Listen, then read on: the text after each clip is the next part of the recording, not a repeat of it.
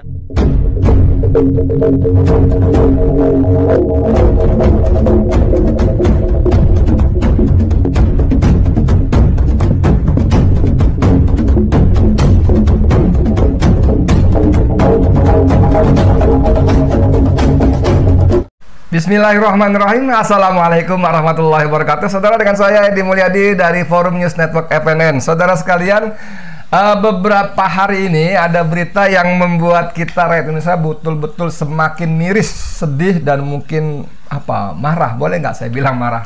Kalau saya marah, kalau Anda nggak tahu ya, monggo.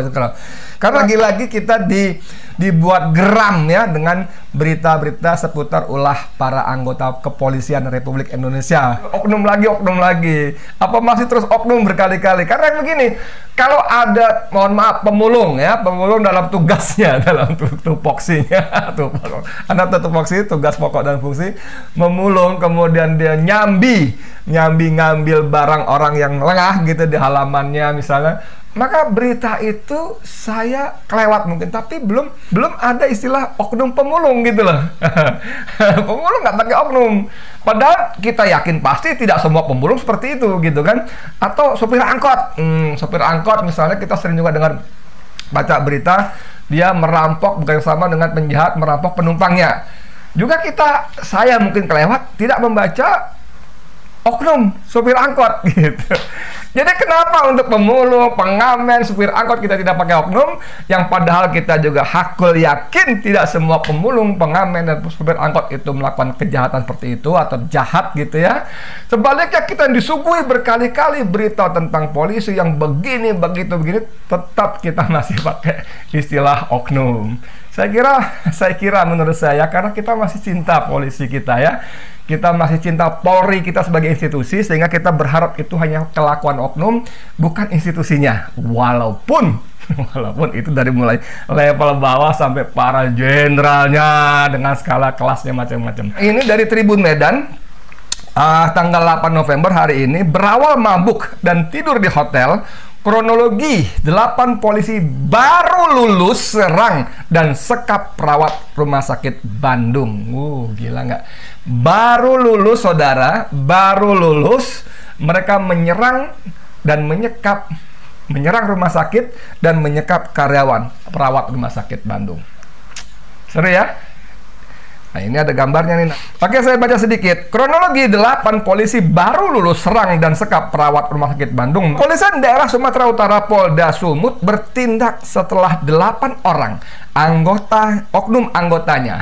Ulang lagi. Setelah 8 orang oknum anggotanya diduga menyekap seorang wanita di Medan. 8 oknum yang disebut-sebut adalah polisi yang baru lulus tersebut diamankan untuk mempertanggungjawabkan perbuatannya tersebut. Selain itu, Polda Sumut juga meminta maaf atas perbuatan para oknum anggotanya itu kepada publik. Iya, bagus juga sih. Sudah menangkap, kali ini minta maaf. Oke, kita terima maafnya ya. Terimalah, orang minta maaf kan udah ngaku salah ya, baguslah. Polda Sumut mengakui kalau polisi baru lulus bernama Bribda Tito itu kabur dari barak atau asrama tanpa izin. Bahkan ia kabur untuk mabuk-mabukan dan main perempuan. Aduh, ya kan? Baru lulus, kabur dari barak, dari asrama untuk mabuk-mabukan dan main perempuan. Jadi kita begini, jadi dia malam itu ditelepon oleh pacar namanya Debbie ya, ada marganya lah, kita nggak sebut nama marganya ya. Debbie meneleponnya mengajak mabuk ya. Lalu dia pergi tuh jam 1 pagi ke sebuah klub ya, mahasiswi sebuah sekolah tertentu di sana. Lalu dia, pacarnya ini, mengajak teman yang lain, 2 orang lain perempuannya. Nah, mereka kemudian mabuk di situ.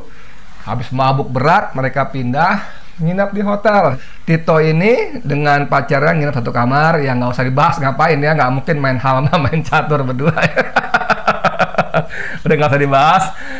Yang 2 lagi perempuan ini karena dengan dalih mabuk, maka si Tito mengenci mereka di dalam kamar. Nah, celakanya 2 perempuan ini merasa disekap, akhirnya yang satu itu menelepon temannya. Teman siapa? Security tugas hotel situ. Lalu datanglah, dibukalah itu. Nah, ketika dibuka itulah terjadi keributan dengan Tito. Tito tidak terima dan terjadi pemukulan. Tidak terima dengan itu, kemudian Tito menghubungi teman-teman yang baru lulus tadi. 8 orang mereka datang ke rumah sakit ini tempat mereka bekerja dan memukuli salah satu karyawan perawat yang tuh sang satpam tadi membebaskan 2 perempuan yang dikunci dalam kamar. Jadi apapun ceritanya saudara, ini ada dia tuh keluar dari barak tanpa izin komandannya, ada mabuk, ada main perempuan, memukuli orang lain, dan menyerbu rumah sakit dengan teman-temannya. 8 orang. Jadi kita sebagai rakyat Indonesia tuh miris betul ya. Mau sampai kapan begini gitu loh ya. Mau sampai kapan Mbok Yao gitu. Mbok Yao itu apa ya? Mbok Yao. Mbok Yao udah gitu loh, udah ya. Dan memang kalau kita baca di Twitter, trending topiknya itu polisi sampai 33.600 tweet. Ya, ada Putri Chandrawati cuma 1.348, ada ini prank kan 1.408, ada lemes banget nih apa ini 3.584. Tapi polisi jauh melewati mereka sampai 33.600. Ya. Ini tweet kalau Anda buka, aduh isinya seru-seru. Nah, mau tahu isinya kayak apa? Dari Pak D Widya Kusuma bilang lagi-lagi polisi, berita teranyar, kenapa jiwa Bayangkara dirusak orang-orang seperti ini? Sudah terlalu banyak dipertontonkan pada rakyat Indonesia manusia bejat dalam lingkup kepolisian. Kenapa Pak? Listio Sigit P, maksudnya Kapolri ya, Listio Sigit Prabowo. Lalu ada Nothing perempuan gambarnya membalas, makanya kalau mau jadi isilop, isilop ya, jangan jual tanah, apalagi sawah. Bersaing aja secara sehat ya. Tes polisi sampai cek ke, maaf nih, bool ke perawan atau tidak, tapi lupa cek otak, WK, apakah masih waras atau tidak. Ya memang netizen begitu gayanya, kita mau ngomel apa? Netizen mau begitu, kita mau ngapain lagi, susah ya. Makanya jaga kelakuan kan gitu ya, supaya nggak dibully oleh netizen. Ini bulian nggak tahu nih, tapi ini yang pasti pendapat netizen. Itu buruknya citra kepolisian sampai ada netizen yang ini namanya Neselinda ya. Neselinda menurut gini, kupikir aku adalah orang tua yang open minded, membebaskan anak untuk memilih besok gedenya mau jadi apa. Oke? Tapi ternyata enggak juga, enggak ikhlas kalau besok anak jadi polisi. Mohon maaf, mohonnya bukan mohon, MON, maaf, satu kata. Ini ya saya pikir pedas, ini pedas banget dan nyelakit banget ya, nampol bahkan ya. Tetapi itulah faktanya bagaimana polisi kita. Saya kira polisi punya divisi cybercrime. Tiap hari juga mereka kerjaannya kan keliling-keliling ke dunia maya, melihat bagaimana tanggapan publik kepada institusi mereka. Aduh, tapi saudara sekalian, agak sulit, polisi ini agak sulit ya, karena kelakuan seperti ini, maksudnya penyimpangan-penyimpangan seperti ini terjadi hampir di semua lini dengan rakyat langsung seperti tadi. Kemudian polisi juga sering menjadi alat bagi kepentingan kekuasaan atau pengusaha. Ya, misalnya ini ada di Minahasa, Sulawesi Utara, bentrok antara polisi dengan rakyat hanya urusan tanah. Nah, ini cuplikan videonya yang beredar di banyak grup-grup ya. Silakan. Awas Molotov! Molotov!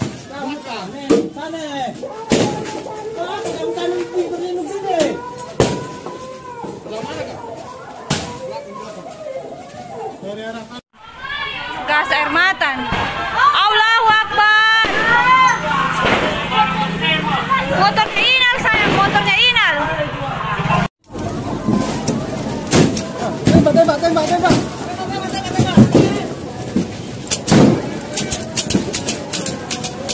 Anjing. Habis sudah.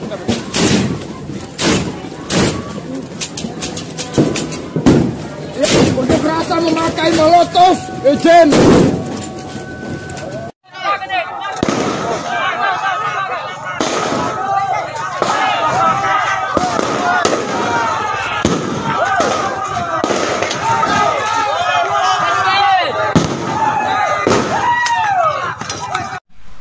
Jadi gimana saudara? Ya kan sampai gas air mata ditembakkan. Saya nggak tahu apakah ada peluru karet atau apa, nggak tahu. Oke, kemudian jadi bagaimana bentrok polisi digunakan ya.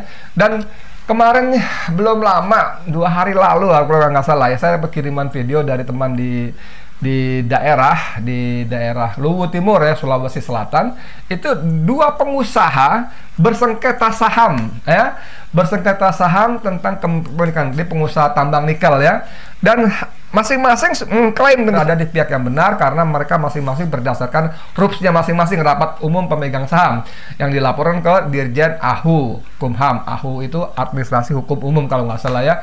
Cuman masalahnya ini proses masih berlangsung, tapi satu pihak, siapa namanya, Zaid Abidin Syah Siregar ini melawan Helmut Hermawan ya di perusahaan Citra Lampia Mandiri, perusahaan pertambang nikel di Luwu Timur, Sulawesi Selatan, itu bersengketa. Ya itu sengketa bisnis normal lah, masing-masing mengklaim benar, oke lah. Tapi ketika proses masih berlangsung karena Helmut mengajukan ke PT UN, mengajukan ke Panjakpus dan Jaksel gitu ya, itu kan masih berproses, ya kan? Kalaupun polisi hadir di situ sebagai penengah netral, tapi faktanya itu tidak begitu.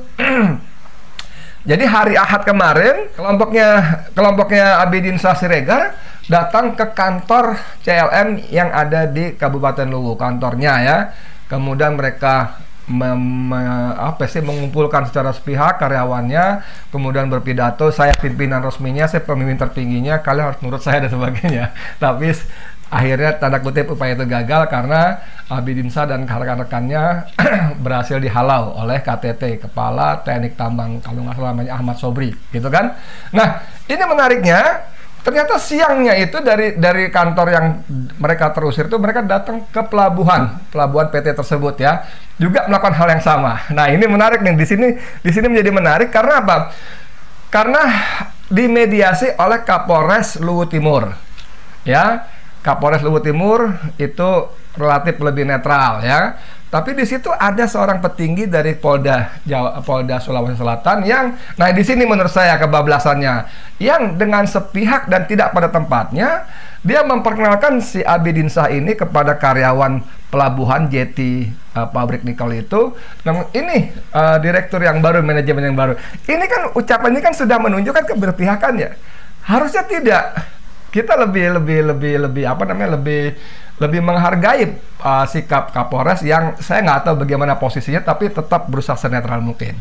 Nah, puncaknya ketika hari Senin Abidin Syah dan kawan-kawannya dengan sejumlah laki-laki kekar datang mendobrak masuk ke kantor CLM yang ada di Luwu Timur itu. Ini videonya nih.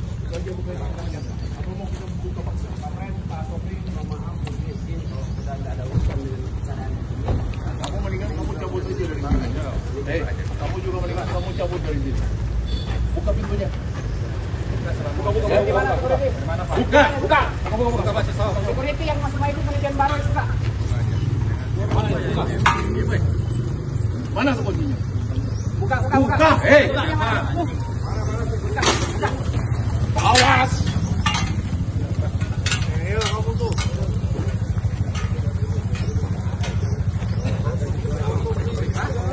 Kamu kena berita apa? Beritanya siapa? Hah? Beritanya siapa? Kamu jangan. Jangan emosi ya. Kamu diam semua, diam. Diam. Kawannya diam.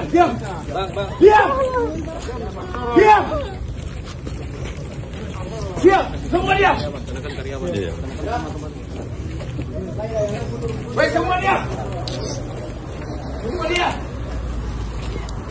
Semua diam. Ya. Saya minta tidak boleh ada yang membuat keributan di sini. Ya. Tidak boleh ada yang membuat keributan di sini.